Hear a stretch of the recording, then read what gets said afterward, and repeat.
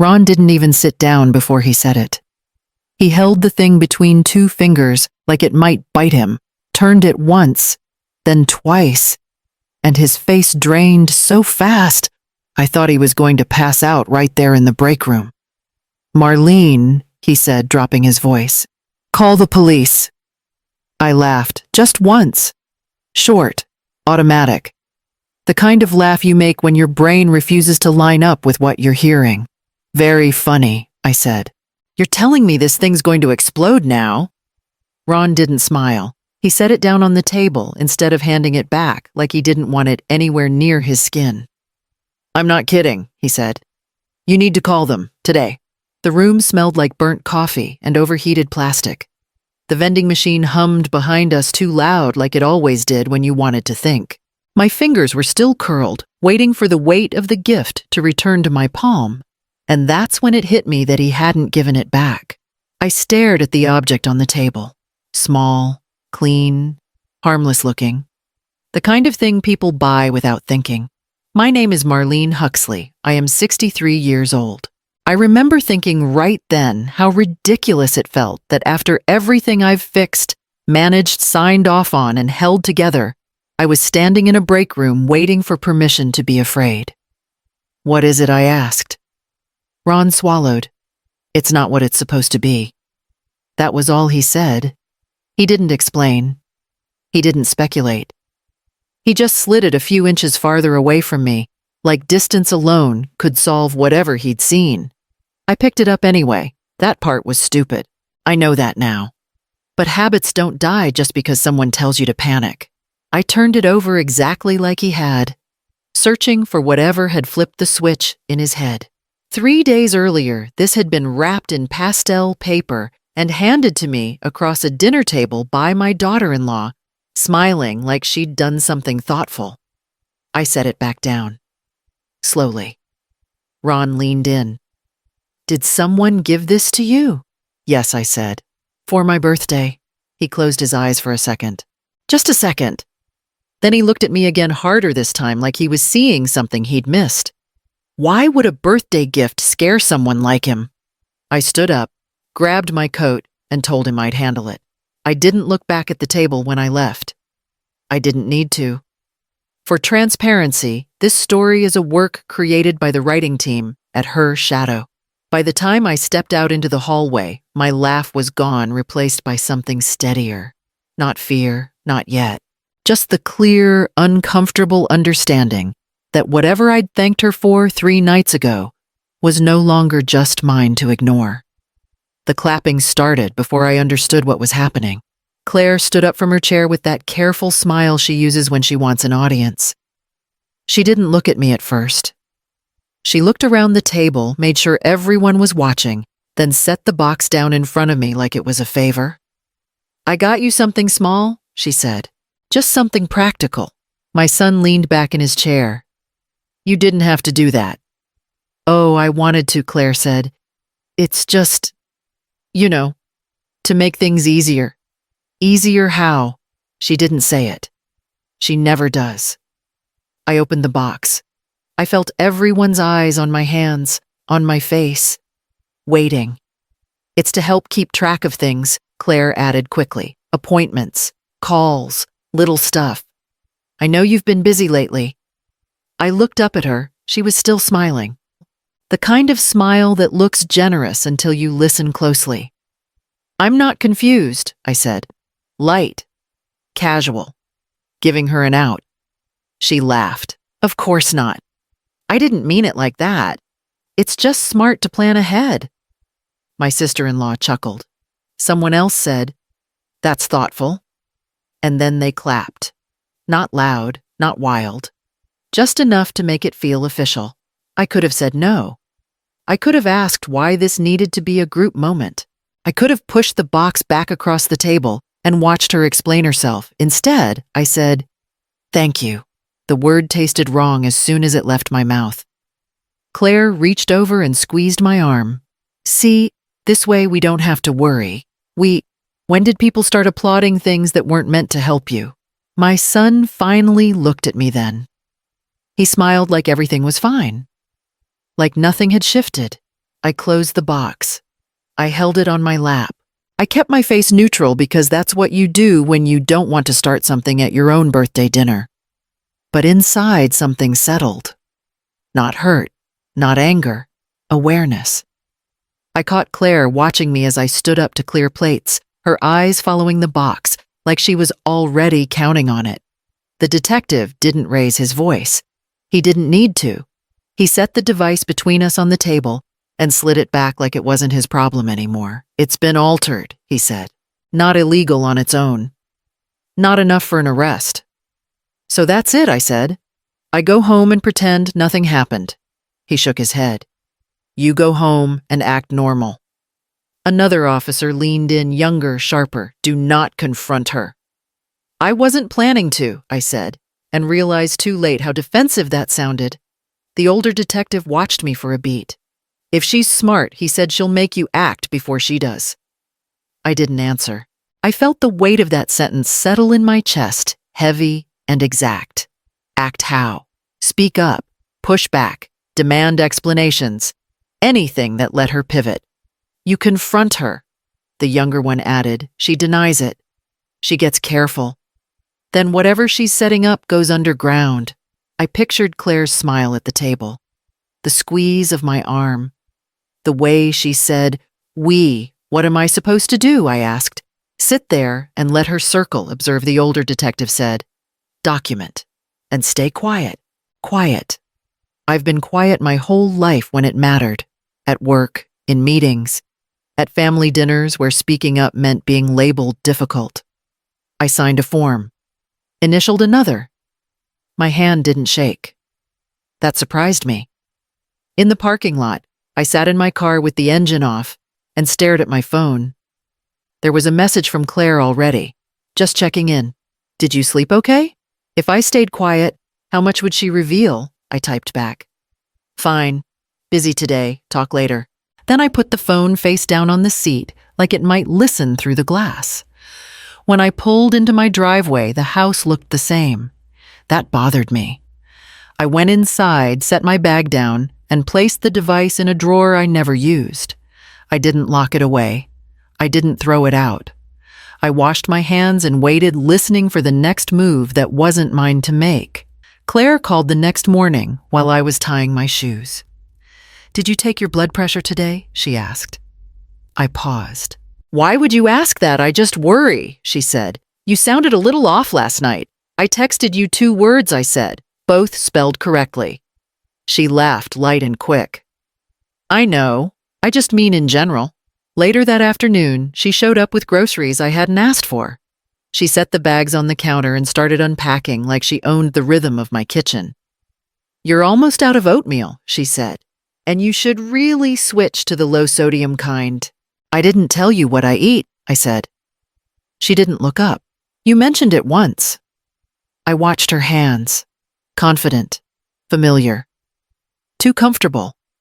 When I reached for a cup, she said, Careful, that one. Chip's easy, and I froze because she finished the sentence I'd been about to say to myself. That's not the cup I stopped. She turned. Smiled. You were going to say it leaks sometimes. My mouth went dry. We sat at the table. She leaned forward. I've been thinking about your walk schedule. You still go out around 7, right? Before it gets busy, I never told you that, I said. She tilted her head. Didn't you? I looked at her. Really looked. There was no hesitation. No scrambling. Just certainty. How does someone worry about details you never shared? She reached across the table and touched my wrist. I'm just trying to help. You don't always remember what you say. I pulled my hand back. I remember plenty. Her smile tightened. Of course you do. That night after she left, I opened the drawer and took the device out. I didn't turn it on. I didn't take it apart. I just set it on the table between my hands and understood finally that she wasn't listening for facts. She was listening for a story she could tell later. I found the folder because it didn't belong there. It was tucked behind the cookbooks, too clean, too new. I slid it out and felt that small click in my chest that happens when something lines up wrong. Paper on top. heavy words underneath. I flipped the first page, then the second. Guardianship, capacity, representation. I sat down at the table without meaning to. My chair scraped loud enough that it startled me. I read slower after that.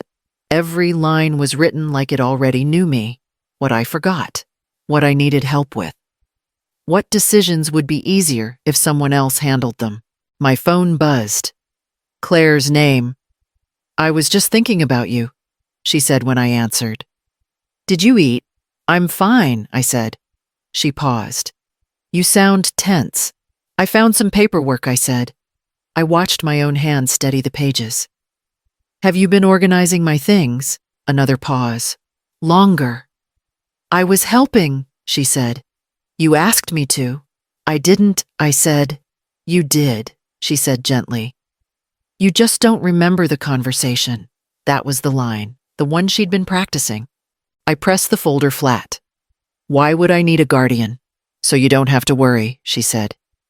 "This way, if something happens, we're prepared. Again. What's worse than losing your savings?" She kept talking. About doctors, about banks, about how paperwork protects people from themselves. Each sentence landed closer to a door I hadn't agreed to open. "If these are filed," I said, "I don't get a say anymore." "That's not true," she said. "You'll be involved." "Involved," I repeated. "Yes," she said, "just not burdened." I closed the folder. "Don't file anything," I said. My voice surprised me. It didn't shake. She exhaled through her nose. "Marlene, you're being emotional." "I'm being clear," I said. Silence. Then, "We'll talk later." When the call ended, I slid the folder back where I found it. I didn't tear it up, I didn't hide it. I left it exactly where she'd put it and walked to the phone, already deciding who I would call next. I called Claire before she could call me. "I'm a little turned around today," I said, letting the words drag. "Could you remind me what time my appointment is?" She didn't hesitate. "Of course. I'll take care of it. I didn't say I needed you to." I said, then paused like I'd lost the thread. "Did I?" Another beat. Then softer. "You're okay. Just breathe." That was new. The tone. The way she slid into place. Later at the kitchen table, I let my eyes linger on the calendar too long. I rubbed my temples. I asked her to repeat herself once. Not twice. Once was enough. "You should write things down," she said, "or we can handle them together. Together." How I asked. She pushed a folder toward me. Not the same one, a cleaner copy. Tabs, sticky notes. Prepared. "I can call the doctor," she said. "I can talk to the bank. It'll be easier if they hear from one person." "One person," I repeated. She nodded. "Someone who knows what's going on." I picked up a pen. I didn't sign anything. I just held it loose like I might drop it. Her phone buzzed. She checked it and smiled. "I already moved some things around. You don't have to worry about tomorrow." I looked up. "What did you move?" She waved it off. "Details." What if appearing weak was the only way to survive? My son came by that evening. Claire spoke for both of us. Filled in my pauses. Explained my confusion before I could deny it. "She's been tired," Claire said. "We're managing." I didn't correct her. After they left, I wrote everything down. Times, words, who said what first. I took photos of the folders. I saved messages. I didn't miss a thing. The next morning, Claire texted me before sunrise. "I booked you an appointment. I'll come with you." I stared at the screen. I didn't answer right away. Then I typed, "Thank you. That helps." I set the phone down and waited, knowing she'd take that inch and turn it into something she thought she owned. My son didn't say it outright at first. He stood in the doorway with his hands in his pockets, eyes sliding past me like he was looking for the version of me Claire had already described. "Claire says you've been overwhelmed," he said. "I've been busy," I said. He nodded, but it wasn't agreement. It was the kind of nod you give when you're already leaning toward another explanation. "She's just trying to help," he added. You don't have to make this harder than it is. Harder for who, I almost said. I didn't. Claire stepped in behind him, didn't ask if she could, sat down like it was settled. We talked to a few people, she said. Just informally, nothing official. Who is we? I asked. She smiled. Us. My son cleared his throat. The bank called earlier. They wanted to confirm some things. I felt it then. The floor shifting. Not fast. Slow. Like something giving way under too much quiet weight. They asked about next steps, Claire said. I told them we were figuring it out. We were. Again. I didn't authorize that, I said. You didn't need to, she said. It was just a conversation. My son looked between us. Mom, if there's even a chance you need help doing what I cut in. He hesitated. That was answer enough. What if the trap starts closing on you instead? Claire reached for my hand. I pulled back this time. That change didn't go unnoticed. She's scared, Claire said to him. That's normal. I stood up. My legs felt steady. That surprised all three of us. I'm not scared, I said. I'm paying attention. My son frowned. You're acting defensive because you're acting like I've already lost, I said. Silence. Thick. Uncomfortable. Claire gathered her folder. We don't have to decide anything today. No, I said. But you don't get to decide for me. Her eyes hardened for half a second before she smoothed it out. We'll talk tomorrow, she said. After they left, I locked the door and leaned against it, breathing slow, counting it out. I hadn't expected it to move this fast. I hadn't expected him to doubt me so easily. I grabbed my phone and started typing, knowing that if I waited any longer, there might not be anything left to stop. Claire didn't wait for me. That was how I knew she thought she'd already won. I found out because my phone rang while I was standing in line at the pharmacy. The woman on the other end didn't ask for me.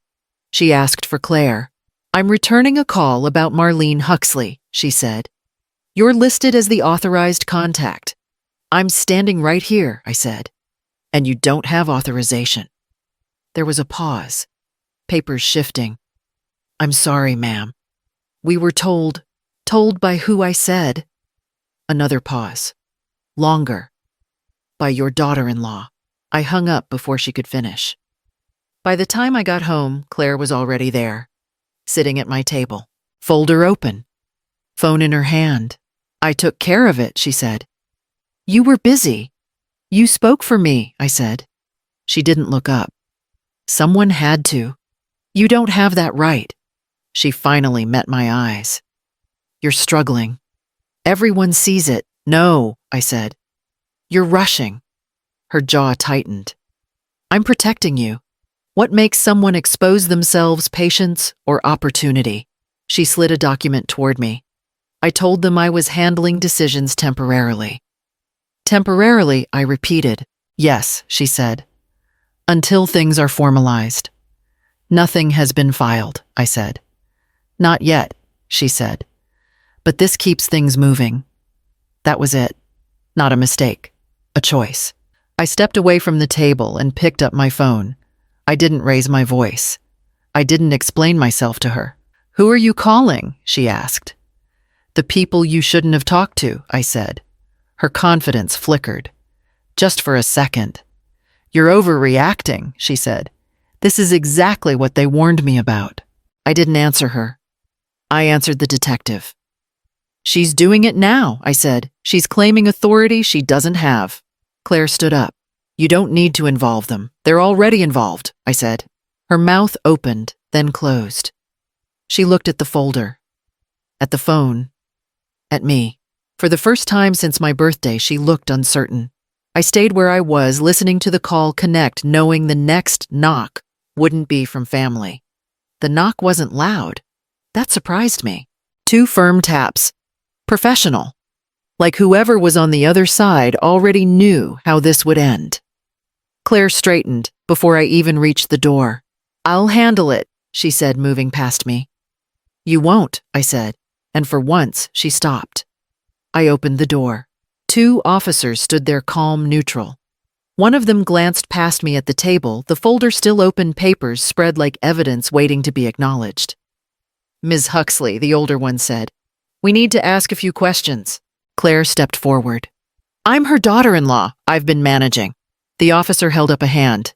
"Ma'am, we'll get to you. That was the first shift. Small, final. They asked me where the documents came from. I told them. They asked who contacted the pharmacy, the bank, the clinic. I answered each one without looking at her." Claire interrupted. "I was just trying to make things easier. She gets confused." I turned then. "Stop speaking for me." Her face flushed. "You asked for help." "No," I said. "You offered control. What does justice sound like when it finally arrives?" The younger officer asked Claire to step aside. She didn't. She kept talking, explaining, justifying. Each sentence stacked on the last until even she couldn't keep them straight. "I had verbal consent," she said. When the officer asked, she hesitated. That was enough. They didn't raise their voices. They didn't accuse her of being cruel or malicious. They stated facts, dates, calls, claims she made before she had the right to make them. "This didn't have to happen," Claire said to me, finally quiet. I met her eyes. "You made it happen." They asked her to come with them. She didn't fight. She didn't apologize either. She gathered her coat like this was an inconvenience she'd appeal later. As they walked her out, the house felt bigger, emptier. My son stood frozen near the wall, not following, not stopping them. The door closed. The sound was soft. I stayed where I was, hands steady at my sides, feeling the weight lift without any rush of relief, knowing the quiet wasn't peace yet, but it was mine. The lawyer slid the papers toward me and waited. "Read them," she said. "Take your time." I did. Every line. When I finished, I signed where she pointed.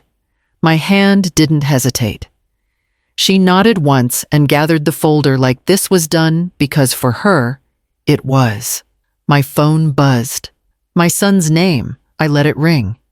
Later, my husband sat across from me at the kitchen table. He didn't reach for my hand this time. "I didn't think it would go this far," he said. "It went exactly where she pushed it," I said. He looked down. "I should have stopped it." "Yes," I said, "you should have." He stayed. That mattered. But something between us didn't come back. We both knew it, and neither of us tried to name it. The detective called once more to confirm what I already knew. Claire was under formal investigation. She was barred from making decisions on my behalf. The words were plain. Final. That afternoon, I took the gift from the drawer and set it on the counter. I didn't smash it. I didn't wrap it back up. I dropped it into a bag, tied the handles, and carried it out myself. When my son finally came by, he stood near the door. "I don't know how to fix this," he said. "I'm not asking you to," I said. He nodded. That was all he had. When the house went quiet, I sat down and breathed like someone who didn't need permission anymore. I didn't feel triumphant. I felt intact. Here's what I learned from this. Silence looks like peace until it costs you your name. Waiting doesn't protect you when someone else is already deciding. I kept myself by choosing to act. If you stayed with me through this, thank you. I know stories like this hit close to home. If you have thoughts, share them in the comments. And if you want to hear more stories like mine, you're welcome to stay and follow along. I'll be here.